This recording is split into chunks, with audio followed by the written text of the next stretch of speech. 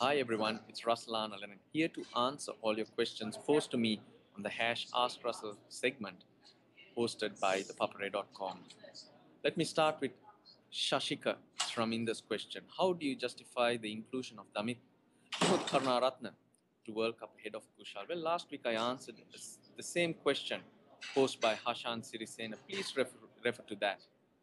Next question from Lollipop underscore kid.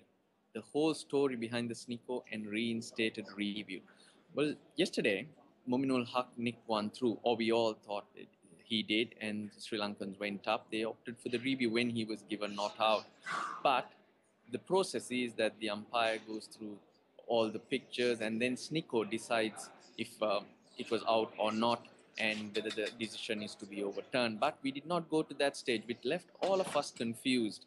And as we know it, the decision was not overturned and Sri Lanka lost the review. But the match referee Jeff Crow decided that it was not the Sri Lankans' fault and it was technology's fault that Sneeko was not operating at that stage. There was an issue with Sneeko and hence he reinstated the review for Sri Lanka. Proactive match refereeing, that's the way it should be done, acknowledging a mistake and not penalizing a person for something that was not their fault.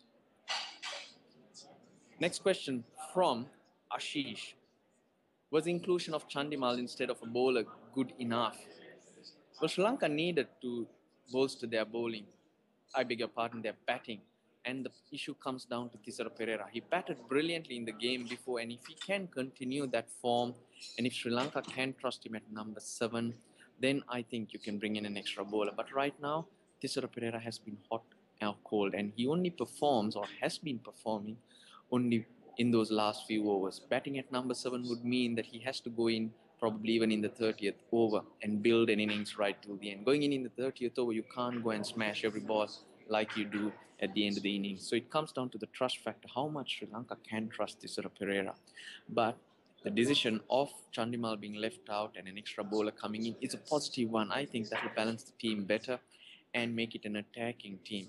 But the form of the players and the way they're playing, it's a tough ask. It's a tough decision to make. If Tissara Pereira puts his hands up, they certainly can go on and make that happen. A couple of questions from Sriram. Will MJ continue to bat at 5? Well, he'll be used in the middle order. I think that's the best place. If you look at the tournament in these conditions, a lot of the batsmen who have done really well are those in the middle order. Sri Lanka need a quality, experienced player there to take control and dominate the middle order. So I think I'll hold him back to serve the team better. He does do well right at the top. Yes, it's argument's sake, but the likely chances are with new balls at either end and these bouncy conditions that wickets can fall much earlier. You set the foundation up and you can control the game and dominate. I think Mahela Jayawardene in the middle overs, in the middle order, is crucial for Sri Lanka's cause. Why doesn't Lakmal use the crease? Well, he tries to, he tends to, but he needs to get close to the stumps to get those outswingers going. Yes, it's a good option that if he can do it all the time, but he's comfortable.